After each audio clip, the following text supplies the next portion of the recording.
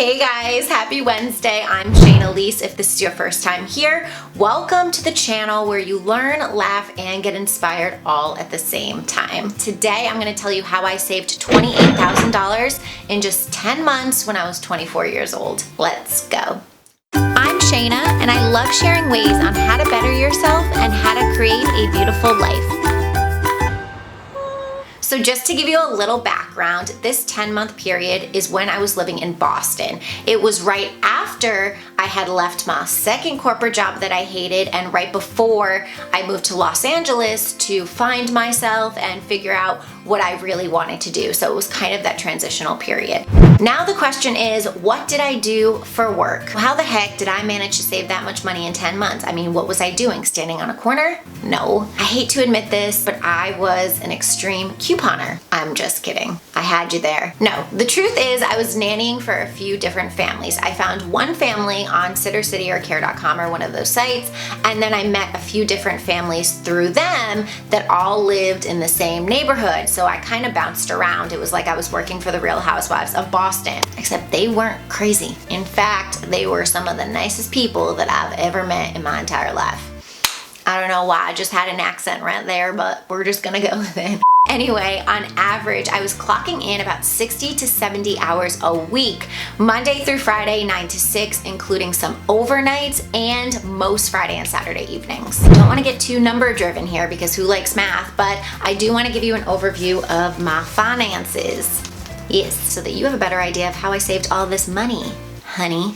So I was making about $1,100 to $1,200 a week. My rent was only $550 a month. I found this amazing Craigslist deal outside the city with a roommate. My monthly car loan was $170, car insurance $100, cable internet about $60 to $70 a month. Electric always varied. I mean, those horrendous East Coast winters. So we'll just say $100, $120 a month. Student loans ran me about $400 a month.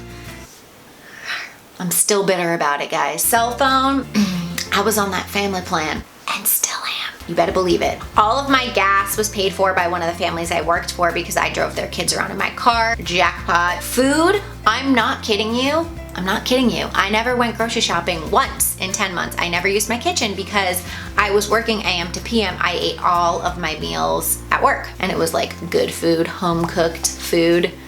Yes, that was just another perk to the job.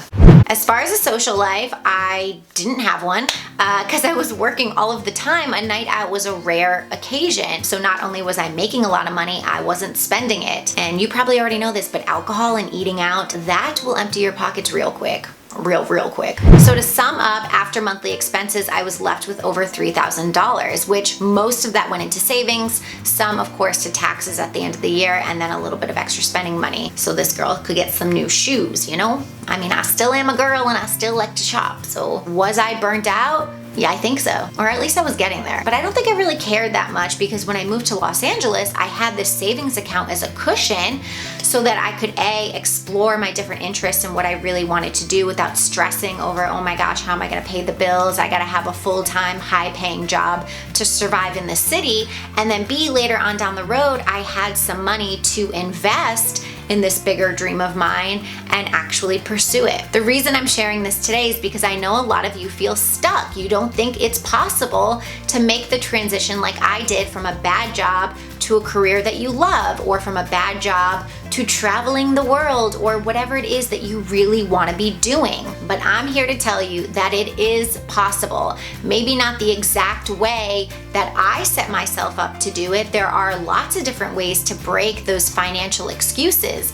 It just takes being an active problem solver, hard work, and sacrifice to balance the practicalities of life and the pursuit of a bigger dream.